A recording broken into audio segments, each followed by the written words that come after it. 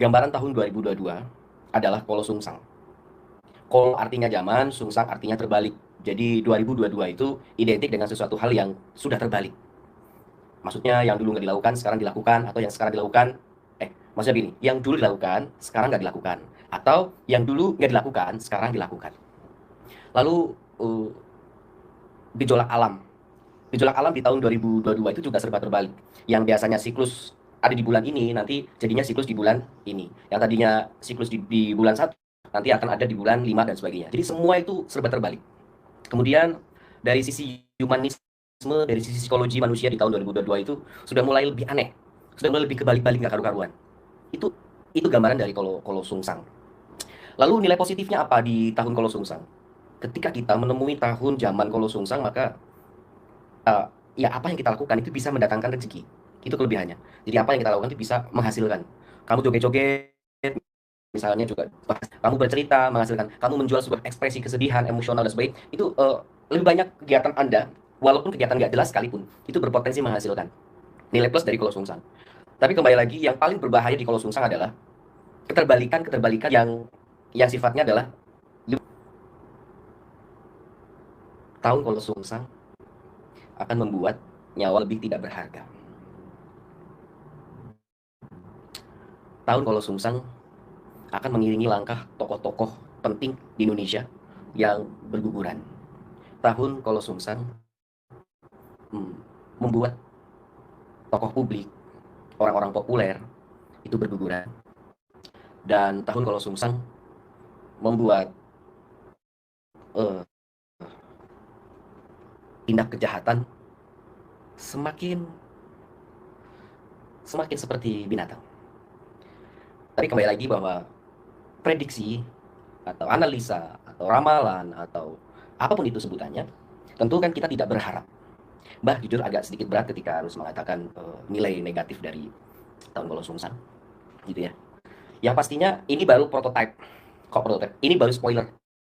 Mbah buka baru spoiler. Nanti kita akan bikin yang eksklusif, kita akan bedah dari segala lini, segala sudut. Bagaimana gambaran atau prediksi tahun 2022. Tapi intinya adalah, mari sama-sama kita berbenah diri. Mbak beberapa kali mengatakan, bahkan terakhir Mbak mengatakan di salah satu channel sahabat Mamijan, bahwa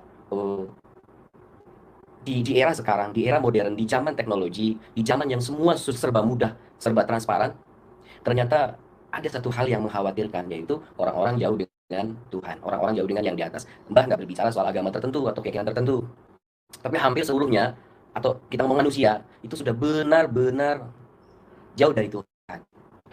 Mereka hanya mendapatkan ilmu dari bagaimana mereka menggunakan teknologi, seperti membaca barangkali, seperti mendengar barangkali.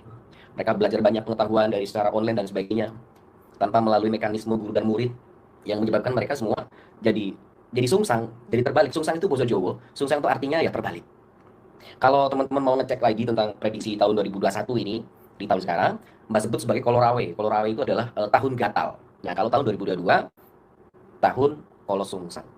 Mudah-mudahan apa yang kita lihat, apa yang Mbak Mijan katakan itu tidak terjadi.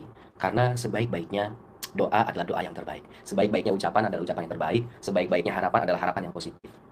Walaupun ada banyak hal, gambaran-gambaran gelap di tahun 2022, selama kita masih dekat dengan Tuhan, kita masih dekat dengan Allah, kita masih berbagi, kita masih bermanfaat buat banyak orang, insya Allah. Kita berarti masih on the track. Karena penilaian tertinggi dari seorang manusia kan amalnya ya, akhlaknya, tindakannya. Bukan soal kepandaiannya. Kepandaian itu tidak akan ternilai. Gitu ya teman-teman. Yang ternilai adalah kayak tindakan kita, perilaku kita. Tahun kalau sungsang membuat membuat rezeki yang di tahun ini, di tahun 2021 sulit, nanti tahun 2022 lumayan mudah. Lumayan ya, belum ke mudah, lumayan. Tentu pasca corona gini ya, ya pastinya adalah pemulihan secara bertahap. Kemudian ada hal yang menghebohkan nanti akan bahas di kesempatan berikutnya lah ya. Intinya ini adalah spoiler tahun 2022. Mbak sebetulnya mau ngomongin banyak hal tapi masih berat sekali.